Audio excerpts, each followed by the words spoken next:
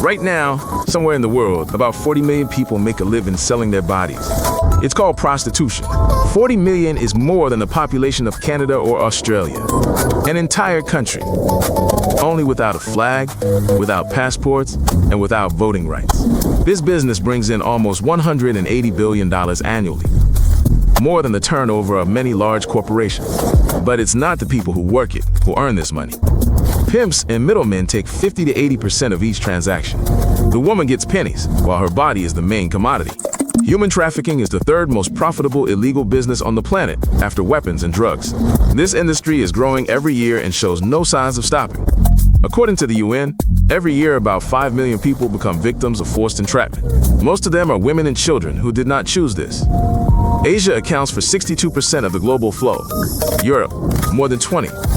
This is not the problem of one country. It is a global machine with no off button. How do people fall into this trap? Most didn't make any conscious choice. One day, they were simply offered a good job. The classic scenario, a vacancy abroad. Waitress, model, nanny. They buy a ticket, take her passport, and now she owes thousands of dollars for the trip. There's no turning back. Another scenario involves feelings. A man courts, gives gifts, promises a future together. And then he says, do it just once, for me. That one time becomes a permanent job. The third hook, drugs. First, they treat you for free, then demand you work it off. A person with an addiction is willing to agree to almost anything for the next fix. In one large study, 90% of women surveyed said they wanted to leave. But they have no money, no documents, no one to turn to. Many minors are among those forced into this network. According to UN estimates, about 1.2 million children are children every year. This isn't just a number. These are real people. Many of them came from poor communities in search of a better life. Their path here began not with consent, but with a simple dream of a normal job and income. Why don't they leave? This question is asked by everyone looking at the situation from the outside. But from the outside, it's impossible to see how many problems there are. The first problem is debt. They tell you you owe for housing, food, clothing, security. This debt grows faster than you can repay it. It never ends. The second problem is threats. To your family, your children, to you. More than 70% of women in this field have experienced physical violence. Some of them, repeatedly. The third problem is complete isolation. Your phone is under someone's control. Your every move is tracked. Contact with loved ones is cut off. A person stops understanding whether there is life beyond this place. Even when there is no physical restriction, a person no longer knows how to live any other way. There is no specialty, no experience, no certainty that anyone will be willing to take you in. This is also a cage. Some are held captive through their children. A woman gives birth to a child, and it immediately becomes leverage.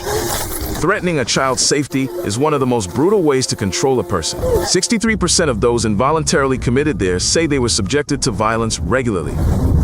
Not just once, systematically. It's not work, it's a prison without bars. What happens to the psyche of someone who's been through all this? Scientists have been studying this question for decades, and their findings aren't for the faint of heart. 68% of women who've been through this kind of trauma receive the same medical diagnosis as soldiers after combat. These are official statistics. The severity of their condition is comparable to war veterans, victims of domestic violence, and refugees from conflict zones. This has been confirmed by studies in 9 countries. The psyche defends itself in a special way. A person begins to perceive their body as foreign. What happens to it seems to have nothing to do with it. This is a well-documented survival mechanism. After leaving this life, people can't form close relationships for years, trust no one, and have nightmares. The trauma doesn't go away with the situation. It lives inside. Add to this chronic depression, eating disorders, and alcohol abuse. This isn't a weakness or a whim. It's a direct consequence of what the person has experienced. So is it possible to escape this? Yes. But without outside help, it's almost impossible. And it's not just a matter of physically leaving. A person has to learn everything all over again. How to talk to people, how to look for work, how to explain the gap in their life. Society doesn't welcome such people with open arms. In 1999, Sweden passed a law that punished not those who sell, but those who buy. After that, street trafficking in the country dropped dramatically. The Netherlands took a different path, completely legalizing it. The result, over 13 years, more than 127 women died in this industry. Legalization didn't make their lives safer. A law alone doesn't solve anything. Those who want to escape need real help. Housing, support, a new profession. Without this, a person moves from one trap to the next. This is not a story about someone else's life. Anyone without money, without support, without a foundation is vulnerable. That's exactly how this machine works. Subscribe to the channel and watch other episodes. This is important.